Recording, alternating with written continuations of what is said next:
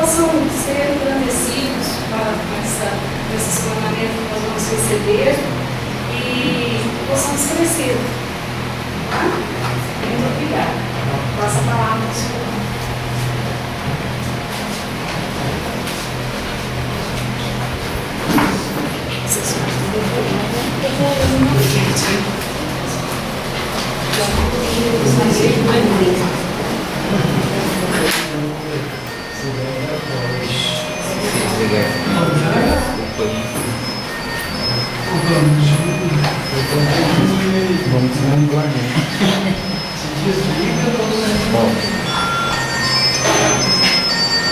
Eu tive a honra de receber aqui na minha casa, para convidar para esta criança.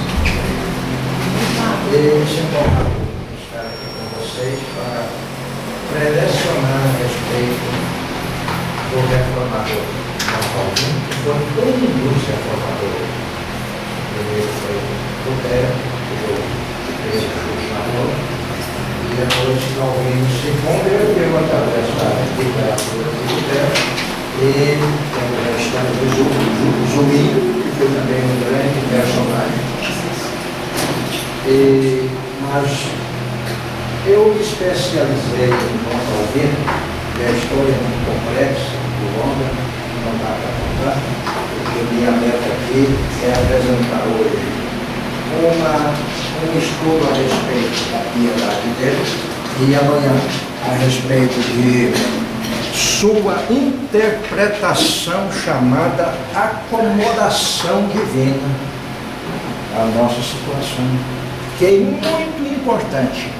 E nós vamos terminar com João Calvino, o pastor. E acho muito importante essa visão panorâmica daquele homem gigantesco. Ele incomodou o mundo inteiro na sua época, e o mundo inteiro não teve mais sossego depois que ele surgiu no panorama da história. E eu me sinto muito privilegiado de me envolver com ele através de suas obras, traduzidas para o português, e os tratados, os sermões, os comentários do NT, os comentários do VT. Está faltando somente o grupo dos profetas menores para traduzir e também os sermões em Gálatas. E eu creio que fica quase todas as obras dele praticamente em português, mas como a editora Fiel é a publicadora das obras que eu traduzo do Reformador, e é um tanto lenta, nem terminou ainda o NT. Mas acaba de sair o Evangelho de João em 2 volumes, e não querendo vir aqui de mãos vazias, só para falar, eu quero presentear a biblioteca desse seminário com uma obra de João Calvino.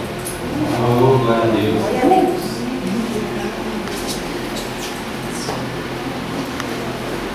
Primeiramente, eu trouxe um livro de minha autoria, O Livro da Vida. Sempre me impressionou profundamente aquela metáfora bíblica, lá no NT, O Livro da Vida, onde se acha registrado nosso nome. Isso se deu antes da fundação do mundo, como está escrito. E eu fui muito desafiado por longos anos de escrever. Este livro deixo para a biblioteca, e este aqui, o grande, é o Ben César do Ultimato. O Ultimato é um jornal muito conhecido, muito popular no meio evangélico. Ele escreveu esse livrinho, Sou Eu, Calvino. E me pediu, nós somos muito amigos, e me pediu para revisar e prefaciar o livro. Eu deixo também este livrinho para a biblioteca. Mas eu me refiro a essa obra pequena aqui dele, os Salmos. Se os irmãos não conhecem, não podem fazer ideia exata o que é isso aqui. Eu estou trazendo para sua biblioteca um tesouro literário, um tesouro de exposição bíblica. todos os salmos aqui, nestes 4 volumes. Então eu ofereço isso aqui à biblioteca do seminário, com muito prazer, e façam um bom uso.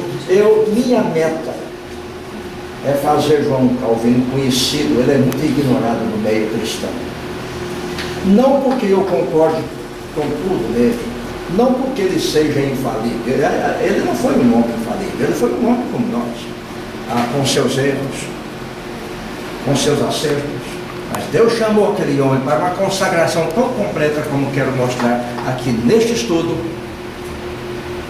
que é impressionante como um homem ou uma mulher se põe nas mãos de Deus de tal modo que nada mais importa senão proclamar Jesus Cristo. No Brasil, João Calvino é conhecido, ou melhor, mal conhecido, com uma história na forma de caricatura. Os brasileiros, alguns brasileiros que já ouviram de Calvino, meus irmãos, o tem como um monstro. Isso está na literatura. Ele é tido como um monstro, porque a Igreja Romana fez isso. Ela deturpou a vida de Lutero, principalmente de Calvino, porque Calvino foi mais radical em sua reforma. Portanto, eu quero aproveitar essa chance para passar para os queridos irmãos, estudantes, da liderança, uma apresentação simples da pessoa de Calvino, tido como um dos homens mais piedosos que a Igreja de Nosso Senhor já produziu. Muito ao contrário do que falam dele, ele foi um homem extremamente piedoso. E quero mostrar aqui em alguns aspectos porque realmente ele foi um homem piedoso. E com o meu intuito ao fazer isso, levar a todos nós também a experimentar uma vida piedosa. João Calvino dizia que piedade não é uma vida sem erro. A piedade é um cultivo de relação com Deus, de comunhão com Deus, de obediência a Deus. Ninguém é perfeito neste mundo, nenhum cristão, nem cristã. Mas muitos são piedosos porque entregam sua vida a Jesus e vivem para Ele. Então nós temos a piedade de João Calvino. Ele começou a cultivar sua piedade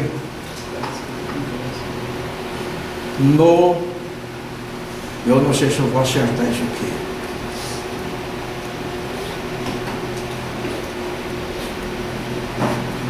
Estou errando. Mas depois eu acerto. Começou sua piedade segurando-a com as mãos de sua mãe, em sua infância.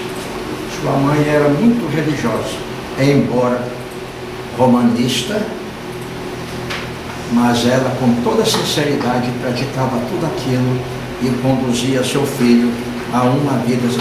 Pode-se ver sua piedade quando segurando a mão de sua mãe, tão devota, e frequentando os templos, mesmo fora dos serviços religiosos. Sua mãe frequentava os templos, passava pelos templos, e ele segurando a mão e indo com sua mãe. E também seus primeiros passos na piedade foram junto de sua mãe. Quer dizer, a piedade formada do berço, segurando a mão da mãe quando ela o instruía no lar, quando orava com ele, ou melhor, rezava, né? Rezava com ele, porque orar, nós evangélicos não gostamos da palavra rezar, do verbo rezar, porque tem outra conotação, né? Não fala só com Deus, fala com Deus e os anjos e os santos e tudo mais. Quando o aconselhava, o admoestava, quando o afagava no leito, ela fazia isso dia e noite, diz a história. Isso é tão importante para as mães cristãs. Os pais não têm muito convívio com os filhos por causa do tipo que levam, tipo de vida que levam. Mas as mães, meus irmãos, têm esse grande desafio no tempo em que elas também não têm muito tempo para estar com seus filhos. Ele era também piedoso, meus irmãos, em sua experiência de conversão. Nós não sabemos muito a respeito de algumas coisas em Calvino. Ele, nesse conjunto aqui, no primeiro volume, ele conta, na dedicatória dos Salmos, ele conta um pouquinho de sua história, e só. Ele não conta a sua história nas suas obras, história de sua conversão. Outra coisa que não sabemos de Calvino, ele foi ordenado por quem?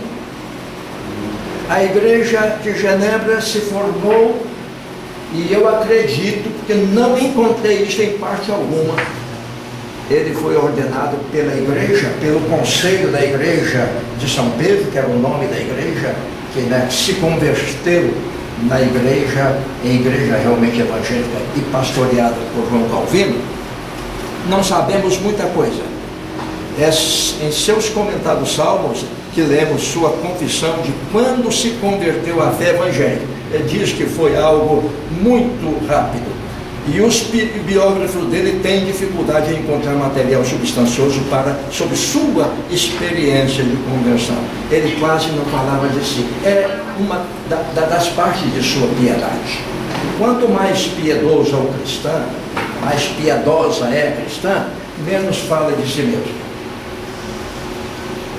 Podem notar, quando um cristão tagarela demais a respeito de si mesmo, contando vantagem, podem crer que é um indivíduo muito longe de um convívio real com o Espírito de Deus.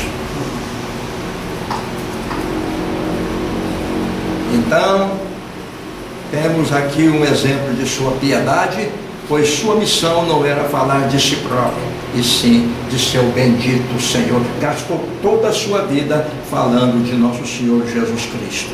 Não era a sua pessoa que estava em evidência, e sim a pessoa de seu Deus. Tanto é que ele recomendou, próximo à sua morte, recomendou ao conselho da igreja de São Pedro que não demarcasse nem o local de sua sepultura, que ela ficasse no anonimato para sempre, até o dia da ressurreição.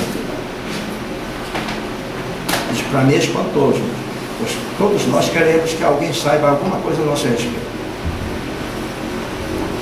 Todo mundo, é natural. Para chegar àquele ponto de Calvino fazer essa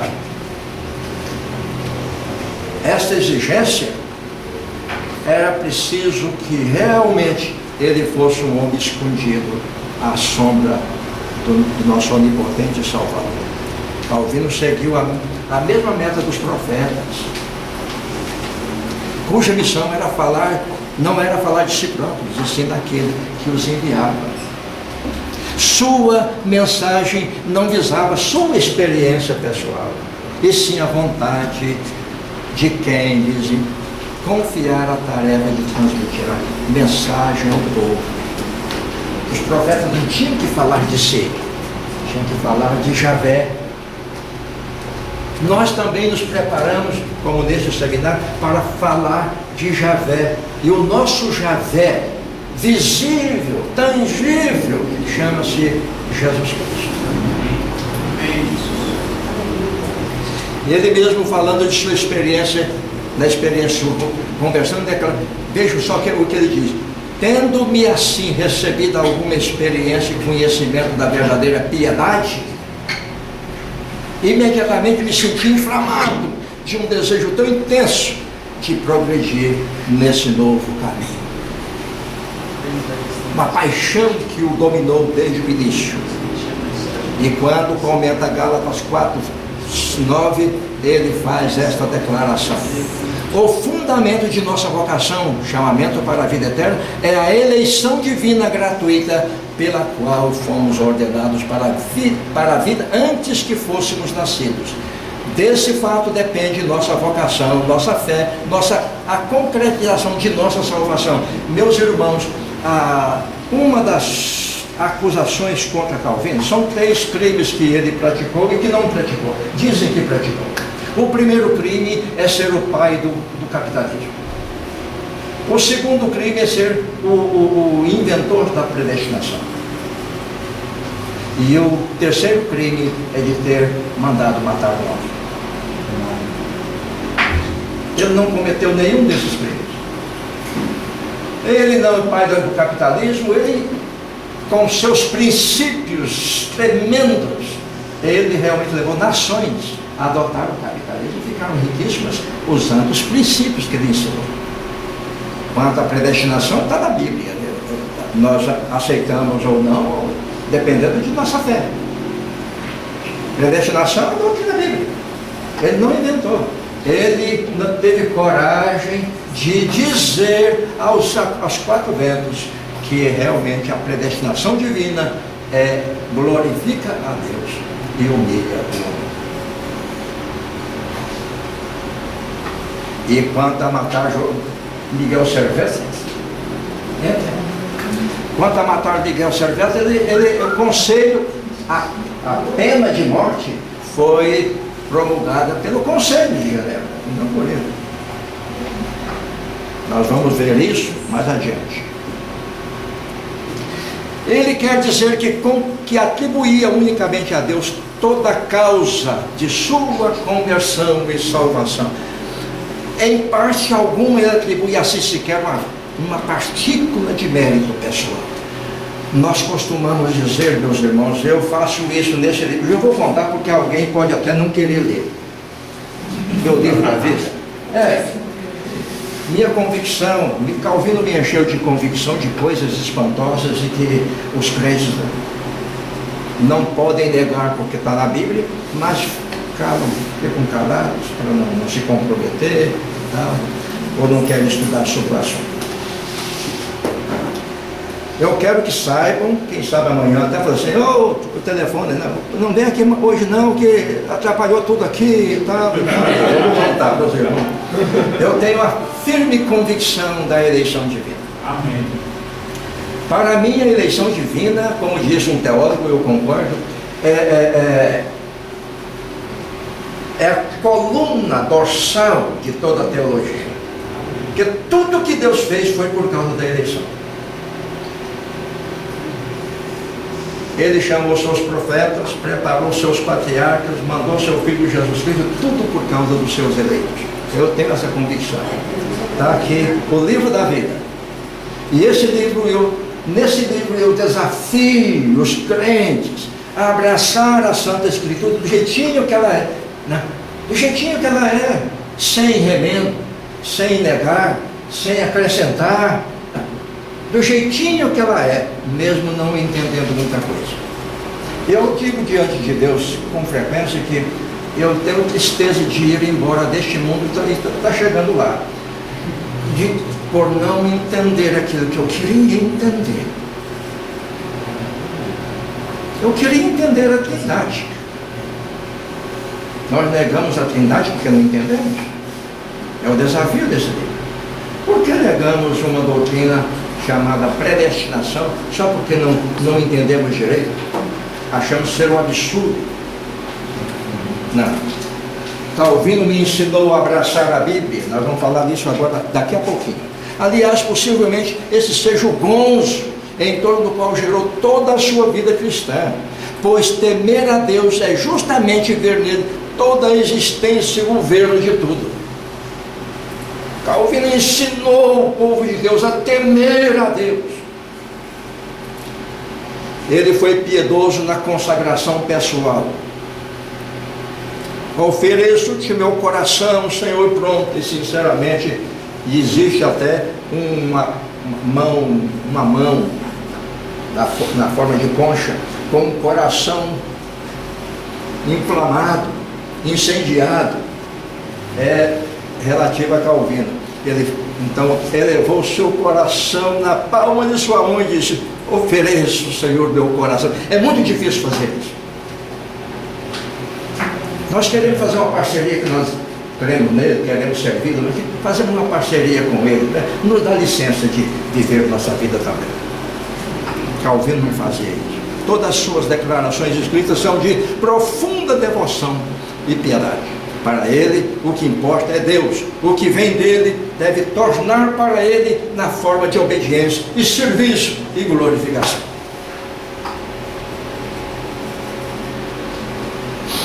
Seus sermões começavam sempre com oração. Se vocês virem, adquirir outros comentários dele, vão descobrir, meus irmãos, que ele terminava os seus sermões com uma breve oração. E cada uma era ardente. Concede-nos, ó Senhor, que meditemos sobre os mistérios celestiais de tua sabedoria, como verdadeiro progresso na piedade, para a tua glória e nossa edificação. Amém. Ele sempre fazia isso. Ensinou amplamente teologia, conhecer o que Deus é, piedade, abraçar atitudes corretas para com ele e fazer o que ele quer. É muito difícil viver uma vida fazendo o que Deus quer, porque sempre queremos.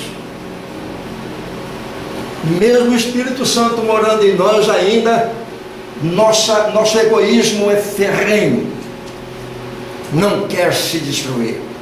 A verdadeira piedade consiste em um sincero senso de amar a Deus como Pai, enquanto teme e o reverencia como Senhor, abraça a sua justiça e teme ofendê-lo mais que a própria morte.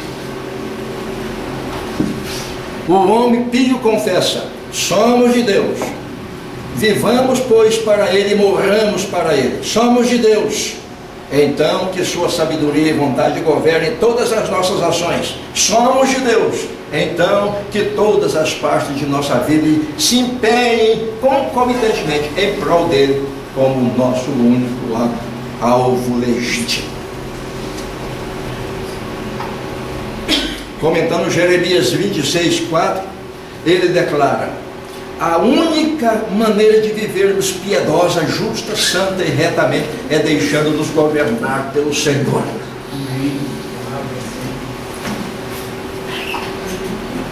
E diz mais que a fé que não leva uma vida de oração e piedade não pode ser uma fé genuína. Ele foi piedoso em sua visão de Deus. Foi sua visão de Deus que fez dele um homem profundamente piedoso. Ele declara isso no início de seu comentário ao profeta Ezequiel, que já está traduzido. Daí requerer-se que todos os mestres da igreja, antes de tudo, tenham sido estudantes e alunos. Ele sempre menciona, chamando a igreja de escola de Deus, escola de Jesus, escola do Espírito Santo. Nós vivemos numa escola, uma igreja que não é uma escola, meus irmãos. Alguma coisa está errada.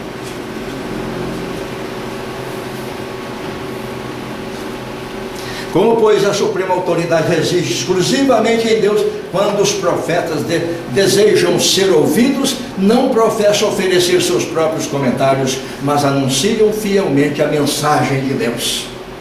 Eu não subo ao púlpito para falar de mim. Eu subo ao púlpito, abro a Santa Escritura e falo dele. Mesmo que eu não seja um orador, eu não me considero orador. Eu não nasci orador, eu sou um mestre. Eu sou um mestre. Quebro o galho como mestre. Mas um homem, por exemplo, conversando com o nosso irmão Moacir sobre Hernandes, aquele homem, ele tem uma eloquência natural que mexe com a gente, e eu não consigo fazer aquilo, e eu fico aquela ponta de ciúme dele. Ele foi piedoso em sua visão da Bíblia. Isso é importante demais, meus irmãos, é importante demais. Os pregadores devem ser como pais que dividem o pão em pequenos pedaços para alimentar os filhos. O pregador que não sobe ao púlpito com essa ideia, que aquele povo que está ali, até os irreverentes, necessitam dele como ministro da palavra, como profeta. Meus irmãos, uma coisa eu tenho comigo: nunca suba ao púlpito sem sentir que eu sou um profeta de Deus. Todo pastor é um profeta no sentido de interpretar corretamente a Bíblia e apresentar ao povo e conclamar ao povo a obediência. Amém. Glória a Deus. E sabemos que nada é mais valioso e aprovado por Deus do que uma sincera atenção para com a piedade. Daí a igreja ser instituída na primeira tábua da lei, como ele deve ser cultuado. Ele dizia reiteradamente que a Santa Escritura é a cartilha de Deus para o seu povo, para que seu povo conheça sua eterna vontade. Agora, meus irmãos, isso humilha a gente. Se a Bíblia é uma cartilha, ele não poderia pôr na Bíblia tudo o que ele queria apresentar, porque ninguém leria, ninguém entenderia, porque nós não entendemos nem a cartilha que está aí. Estou falando não de crentes novos, crentes que têm dificuldade, têm pouca cultura. Estou falando de nós, homens e mulheres da liderança. Nós não temos a devida disposição para conhecer profundamente a Santa Escritura. E Calvino é tido como um dos homens que mais conheceram a Santa Escritura que já existiram sobre a terra. É como se ele a devorasse completamente. E diz ainda que toda novidade em questão de religião é falsa, porque nada além da Bíblia deve ser crido acerca da vontade de Deus. Não existe novidade na religião de Jesus. Quem inventar novidade aí, meus irmãos, como sendo da religião de Jesus, vai ter que prestar contas a ele, porque ele mandou que ensinássemos esse livro aqui, ó, que nós ensinássemos este livro. Nossa tarefa, meus irmãos, é abrir esse santo livro e mostrar para o povo a vontade de Deus. Ele não quer que inventemos coisas novidades. Ele quer que nos atenhamos na velha revelação e ensinemos como tão misteriosa que é como se fosse nova agora. Ele foi piedoso em sua vocação como reformador da igreja. Calvino tinha consciência. Já tem aqui? Já. Quando secar a boca, eu esqueço. Calvino tinha consciência de que era reformador da igreja. E isso não nasceu nele assim, sem mais nem menos. Tem uma razão para isso. Nós vamos ver daqui a pouco. Ele mesmo narra de quando, passando por Genebra, Farel, um grande homem de Deus, o abordou para que ficassem na cidade e empreendesse ali uma reforma religiosa. A história faz a gente sentir que Farel estava espumando no canto da boca, falando com veemência com Calvino, um jovem pacato. O William Farel, ele conta, o William Farel me deteve em Genebra, movido por uma fulminante imprecação, a qual me fez sentir como se Deus pessoalmente lá do céu houvesse estendido sua poderosa mão sobre mim e me aprisionasse. Farel falou com Calvino como um profeta de Deus.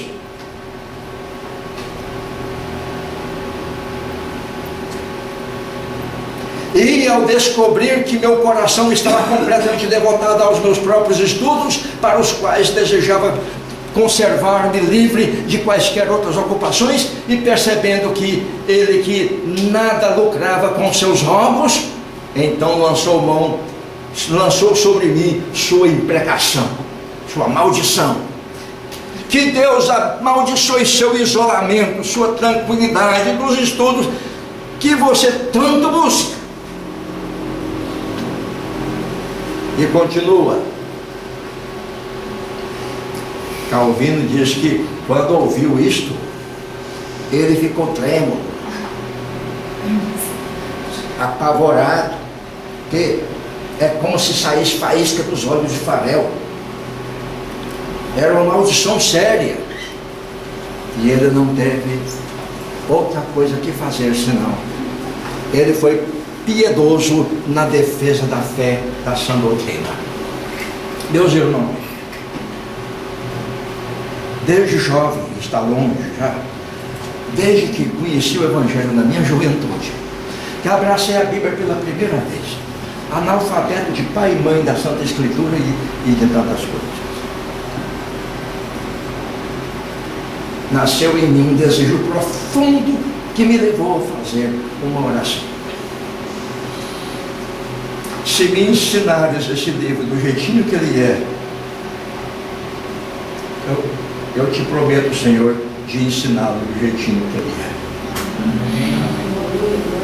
Minha grande preocupação é de não modificar a doutrina. Nós todos corremos esse risco. Modificar a doutrina, dando umas marteladas aqui, outra daqui, tá ajeitando, não do jeitinho que ela está. O povo nem entende, nem aceita. Nós não temos a obrigação de levar o povo a aceitar. Quem faz isso é o Espírito Santo. Amém, Jesus. Nossa missão não é convencer ninguém. É de anunciar o Evangelho do jeito que ele é. Quem convence, quem amassa e joga no pó da terra é o Espírito de Deus. Eu tive um amigo lá em Aparecida, eu morei por lá. Eu tive um amigo lá na feira, um feirante, e era pastor da Assembleia de Deus. E fizemos muita amizade. Eu sempre gostei daquele homem, muito simples. E cada dia ele queria me contar um pouco do sermão que fez a feira, terça-feira, e tinha pregado domingo. Ia me contar e eu, com toda a sinceridade, queria ouvi-lo. Quando eu chegava lá, disse: o que o irmão pregou domingo que passava? Ele contava. E houve conversão. Então o Espírito Santo, enquanto o irmão pregava o Evangelho, o Espírito Santo foi na frente e convenceu os corações. E falei para ele: ninguém que ouve o Evangelho e não é movido pelo Espírito Santo se converte. Ninguém se converte. E ele, de uma cultura muito pequena, mas muito inteligente. Ele atentou bem para aquela lógica. Aí, quando eu chegava lá na próxima feira, perguntava: meu irmão, e o sermão de domingo passado? Ei, mas o Espírito Santo foi na frente, na dianteira, e eu preguei e pessoas se converteram. Eu fiquei feliz dele assimilar a ideia, meus irmãos, de que se o Espírito Santo não for na dianteira de nossa pregação, ninguém se converte. Calvino ensina isso em seus livros, por toda parte. Ele glorificava a ação do Espírito Santo. Muitos pensam que os presbiterianos não creem no Espírito Santo. Um absurdo, um grande absurdo. Nós cremos e glorificamos o Espírito Santo, porque, meus irmãos, sem ele a obra vira pó. Nós somos apenas instrumentos. Nós não somos a força motriz. A força motriz é o Espírito de Deus. E me gloria. Então, ele defendeu a fé, a verdadeira fé. Ele defendeu a sã doutrina. Aquele homem lutou dia e noite para interpretar corretamente a Bíblia, para não torcer a Bíblia, para ser sua doutrina, ser digna da aprovação primeiro de Deus e depois dos ouvidos. Calvino dizia que o pastor tem duas vozes, uma para apacentar as ovelhas e a outra para espantar os lobos. Porque toda vez que nós pregamos, nós temos ovelhas e lobos juntos para nos ouvir. Então nossa palavra tem que ser tão contundente que convença os humildes os corações quebrantados espanta os lobos, porque quando a pregação é verdadeira, muitos vão embora e não voltam mais, são os lobos. Talvez até sejam ovelhas que um dia resolvam voltar, mas em geral são lobos. Esse grande reformador era incansável na defesa da fé e na exposição da sã doutrina. Aliás, ele de nada mais queria fazer senão uma exposição fiel da Santa Escritura que fizesse o povo de Deus volver-se para as suas santas páginas, cresce, fosse edificado e o proclamasse a outros, que é o nosso dever. Por isso mesmo ele dizia que toda especulação fora das páginas do Santo Livro é blasfêmia e só serve para desviar os fiéis. Ele detestava especulação, quer dizer, aquilo que não está escrito. De vez em quando alguém me pergunta coisa que eu queria saber também, mas não está escrito. Mas pode, não faz mal a gente deduzir. Dedução não é palavra de Deus. É claro que nós devemos usar o nosso cérebro, nossa lógica, nós temos que usar. O Espírito Santo não se ofende com isso. Mas, meus irmãos, há muitas seitas apavorantes por esse mundo afora, cuja doutrina é imaginação humana. Não devemos estar nesse meio. Igreja verdadeira, meus irmãos, é aquela que se atém à palavra de Deus com temor e tremor. Não importa o seu nome. Aceita que tem um nome bombástico e bonito, e o nome está certo. Mas o que elas ensinam não está certo. Então, ele foi piedoso em suas correspondências. Calvino mantinha correspondência. Eu não sei, se alguém me pergunta o que Calvino fazia para produzir tanto, eu não sei. Eu não sei. Ele escrevia seus comentários, escrevia seus tratados, ele pregava os seus sermões com tanta exatidão. Ele era pastor. Nós vamos ver a última mensagem, Calvino como pastor. Ele era pastor, um pastor verdadeiro, amoroso. Ele recebia os flagelados, os perseguidos de outras nações que vinham para Genebra encontrar ali asilo, e encontravam na pessoa dos líderes da igreja, principalmente no pastor João Paulo.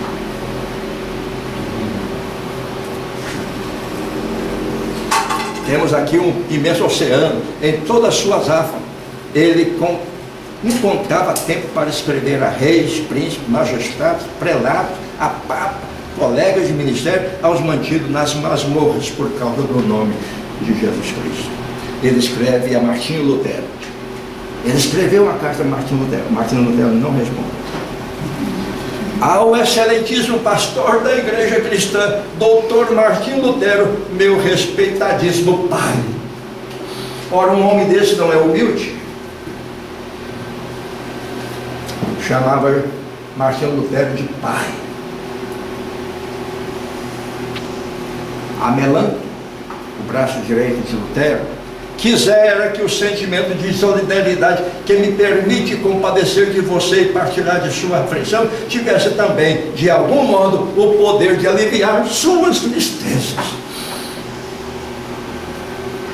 Quando Melanto enfrentava uma grande tribulação, o William Farel, a graça do Senhor seja com você, irmão, cujo coração é irrepreensível, ele elogiava. Ele, não hipocritamente, mas ele gostava de elogiar, porque, meus irmãos, eu aprendi também que um elogio legítimo, oportuno, verdadeiro, levanta o moral de pessoas que estão no lixo. Mas não pode ser um elogio hipócrita, porque aí o lixo acaba de sepultar o cara.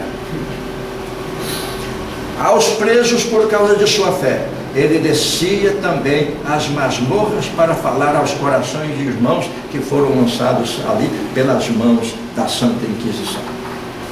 Meus irmãos, passamos alguns dias de ansiedade profunda e tristeza inigualável ao ouvirmos sobre a solução tomada pelos inimigos da verdade. Aguardamos o evento conforme aprouver a Deus, suplicando-lhe que o sustente e não permita que apostatem. Ele não queria que os filhos de Deus apostatassem. E realmente é algo terrível.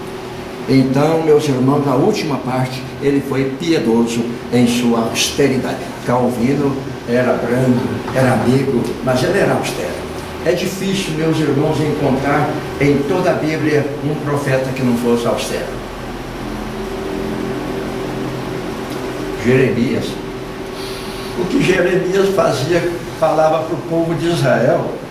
Eu chego a dar razão do povo de Israel, botaram numa lama, está atolado. Porque sem fé, fora da fé, não suporta o que Jeremias falava para ele. E todos os profetas da mesma forma. Então, o pastor deve ser brando, coração de uma criança, uma atitude de uma mãe. Mas quando ele vocifera na qualidade de profeta, meus irmãos, hoje os pastores em geral são aqueles que tentam açucarar tudo. Não, eu não posso falar nesses termos, eu tenho que ganhar. Nessa atitude, em vez de ganhar, ele está perdendo. Porque o pastor verdadeiro, que é austero, ele passa a ser respeitado pelas verdadeiras ovelhas de nosso Senhor Jesus Cristo. Os lobos é que vão embora. Quanto ao homem em si mesmo, ser calvinista, meus irmãos, ser calvinista é muito difícil. Porque o homem gosta de glória, ele não gosta de cinza, ele não gosta de miséria. Calvino botava o homem no lugar dele, na miséria. Glória somente. Eram dois extremos. Um extremo era a glória de Deus. Somente Deus deve ser glorificado. E o outro extremo é que o homem é totalmente depravado. A doutrina calvinista, em sua síntese, começa com essa doutrina chamada depravação integral, total. O ser humano já nasce no ventre materno miserável. Somente a graça de Deus é que o transforma num ser celestial.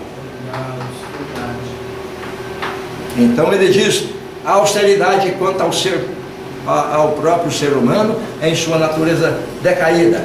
Uma das coisas que desgostam os grandes pensadores acerca de João Calvino é que ele encarava e avaliava como ele encarava e avaliava o homem. Não deixava sobrar glória para o ser humano, a não ser através de Cristo. A menos que haja alguma restrição à condição das bestas selvagens, é melhor que e mais desejável que a nossa.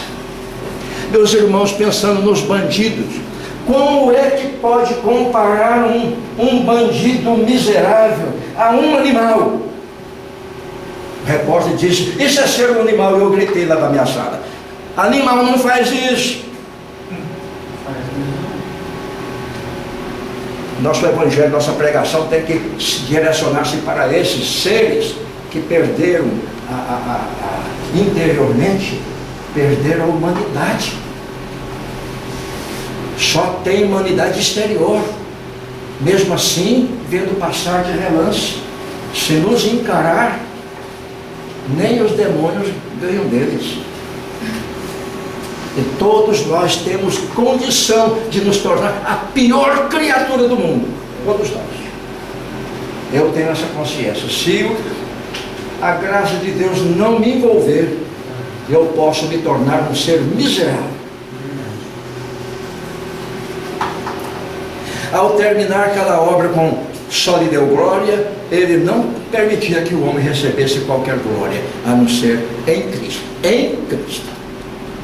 O homem eleito em Cristo é salvo em Cristo, é abençoado em Cristo. Cristo é tudo para ele. Então, eu não consigo entender os russelitas. Eu chamo de ruscelitas aquilo que chamamos de testemunho de Jeová, que não são testemunho de Jeová, e eu não gosto disso, porque eles não são testemunho de Jeová. Os testemunhos de Jeová são judeus. Os cristãos, nós somos testemunhos de Jesus. Eu falei isso para um coreano uma vez.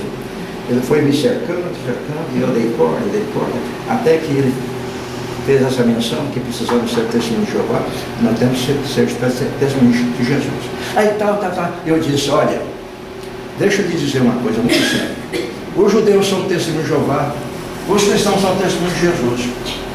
E vocês são testemunhos daqueles homens que ficam na torre de vigília e inventando outro mundo.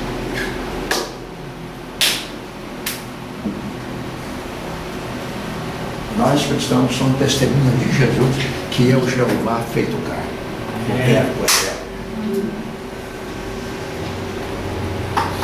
Quanto ao caso de Servetos, eu não posso estender mais. Aqui não há como estender sobre a experiência de Calvino no caso de Servetos. Eu posso dizer para vocês o seguinte, em poucas palavras.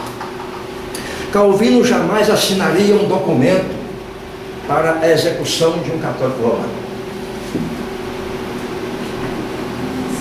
Nunca. E ele, olha, esbordoou o Papa, esbordoou ele chamava de mitrados, ele esbordoou católicos romanos idólatras, mas ele não pediria jamais ao Conselho de Genebra para executar um católico romano.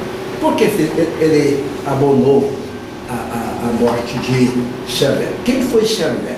Cientista, médico, e cismou que era teólogo, e que ensinava que Jesus Cristo foi o primeiro a ser criado.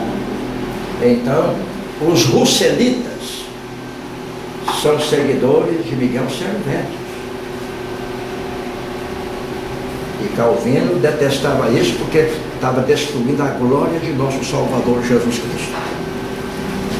Quando viu que o pequeno conselho não o atendia para mudar o método da execução da fogueira para a decapitação, que era mais rápido, mais simples, ele visitou Servetos e disse: creia-me, jamais tive a intenção de processá-lo por causa de alguma ofensa pessoal contra mim. Há 19 anos, colocando em perigo minha vida, quis encontrar-me com você em Paris e ganhá-lo para Nosso Senhor. E depois, enquanto você vivia como um fugitivo, quis novamente mostrar-lhe o caminho certo através de minhas cartas, até que você começou a odiar-me por causa de minha firmeza. Mas peças perdão a Deus perene, ao Deus perene, contra quem você tem blasfemado. Reconcilie-se com o Filho de Deus, o Salvador. Então, primeiro, quem queria matar Servetos não é o Conselho de Genebra, a Igreja de Roma. Já tinha programado fazer isso. Tiago Sadoleto, eu traduzi uma pequena obra de Calvino sobre esse caso aqui. Infelizmente a editora Fiel está delongando e não foi publicado. Eu estou ansioso porque é muito lindo. Em sua réplica ao cardeal Sadoleto, encontramos no início expressões que revelam sua majestosa figura defendendo o seu povo contra a investida de um inimigo astuto, poderoso e de grande erudição. Ali diz: confio que, depois de explicar a natureza de meu empreendimento, não só serei isentado de toda culpa, mas não haverá sequer um indivíduo que não admitirá que a causa que tenho empreendido não poderia por outra conta ser abandonada sem que vilmente estivesse desertando do meu dever. É lindo o que ele escreve para o homem. E logo adiante ele se expressa com todo requinte de beleza literária e humildade de espírito. Todavia, se me houveras atacado em meu caráter privado, facilmente eu poderia ter perdoado o ataque em consideração de tua erudição em honra das letras. Mas quando vejo meu ministério, o qual estou certo de ser apoiado e sancionado pela vocação divina, ser ferido em meu peito, seria perfídia, não paciência, ficasse eu aqui em silêncio e conivência. Calvino me ensinou uma coisa que eu passo para os irmãos: administrem como puder.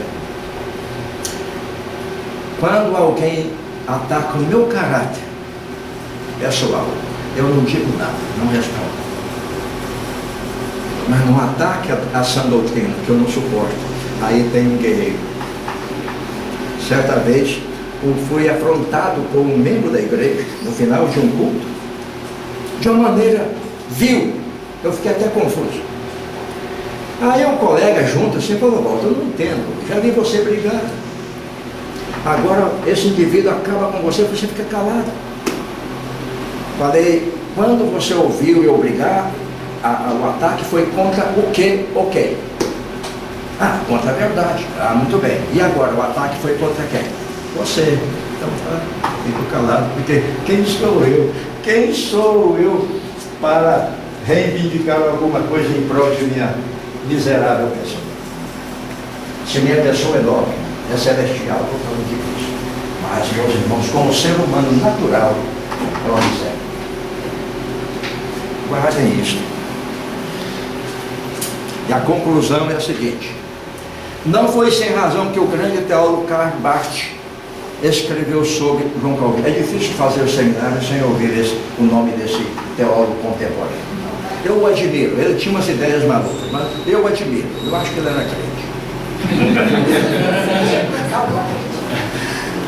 Ele diz o seguinte: Calvino era uma catarata, uma floresta primitiva, um poder demoníaco, no sentido de místico, algo vindo diretamente do Himalaia, absolutamente chinês, estranho, mitológico. Perco completamente o meio, as ventosas mesmo para assimilar esse fenômeno, sem falar para apresentá-lo satisfatoriamente. O que recebo é apenas um pequeno e tênue jogo, e o que posso dar em retorno é apenas uma porção ainda menor desse pequeno jogo. Eu poderia feliz e proveitosamente assentar-me e passar o resto de minha vida somente com Calvino. Naturalmente ele não se reportava somente à inteligência